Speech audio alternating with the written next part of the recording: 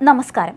കാൽപന്തിന്റെ ചരിത്ര പുസ്തകത്തിൽ സമാനതകളില്ലാത്ത ഇതിഹാസം രചിച്ച ക്രിസ്ത്യാനോ റൊണാൾഡോയുടെ ലോകകപ്പ് സ്വപ്നങ്ങൾക്ക് കണ്ണീരോടെയാണ് അന്ത്യമായത്.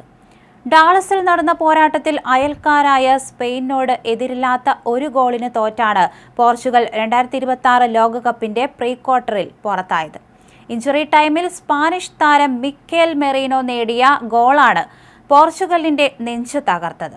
ഇതോടെ ഫുട്ബോൾ ലോകത്തെ ഏറ്റവും വലിയ കിരീടം തൊടാനാകാതെ ക്രിസ്ത്യാനോ എന്ന യുഗപുരുഷൻ ലോകകപ്പ് വേദികളോട് വിട പറയുകയാണ്. മത്സരം അവസാനിച്ചതിനു പിന്നാലെ പൊട്ടിക്കരഞ്ഞുകൊണ്ടാണ് ക്രിസ്ത്യാനോ മൈതാനം വിട്ടത്. തന്റെ കരിയറിലെ അവസാന ലോകകപ്പാണിതെന്ന് 41-കാരനായ റൊണാൾഡോ നേരത്തെ തന്നെ പ്രഖ്യാപിച്ചിരുന്നു.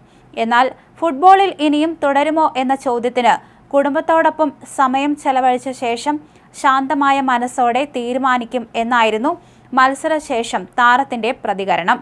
5 തവണ ബാലൺ ഡിയോർ പുരസ്കാരവും 5 തവണ ചാമ്പ്യൻസ് ലീഗ് കിരീടവും യൂറോ 2016 പോർച്ചുഗലിന് ചാമ്പ്യൻ പട്ടവും നേടിക്കൊടുത്ത റൊണാൾഡോയ്ക്ക് ലോക കിരീടം മാത്രം ഒരു സ്വപ്നമായി അവശേഷിക്കും.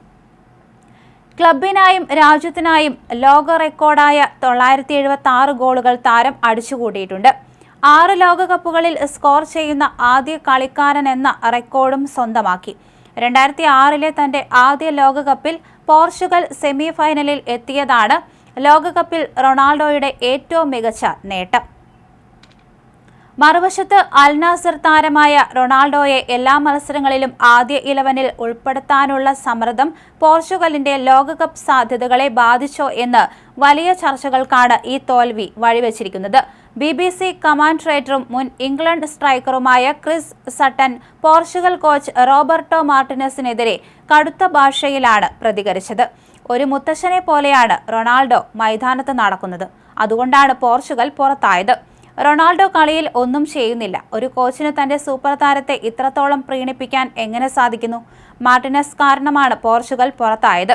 സട്ടൻ തുറന്നടിച്ചു. മികച്ച ഫോമിലുള്ള ഗോൺസാലോ റാമോസിനെ പോലൊരു താരത്തെ ബെഞ്ചിലിരുത്തിയതും കടുത്ത വിമർശനത്തിന് കാരണമായിട്ടുണ്ട്. സ്പെയിനെതിരായ മത്സരത്തിലെ കണക്കുകൾ പരിശോധിച്ചാൽ റൊണാൾഡോ പൂർണ്ണമായും നിഷ്പ്രഭനായിരുന്നു എന്ന് വ്യക്തമാകും. 90 മിനിറ്റിനിടെ വെറും 19 തവണ മാത്രമാണ് താരം പന്ത് തൊട്ടത്.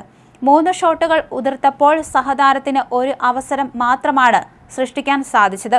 പോർച്ചുഗലിനായി 146 അന്താരാഷ്ട്ര ഗോളുകൾ നേടിയിട്ടുള്ള റൊണാൾഡോയ്ക്ക് ഇപ്പോൾ ടീമിനായി മറ്റ് സംഭാവനകളൊന്നും തന്നെ നൽകാൻ സാധിക്കുന്നില്ലെന്ന വിമർശകരുടെ വാദങ്ങൾക്ക് അടിവരയിടുന്നതായിരുന്നു പ്രീ ക്വാർട്ടറിലെ പ്രകടനം.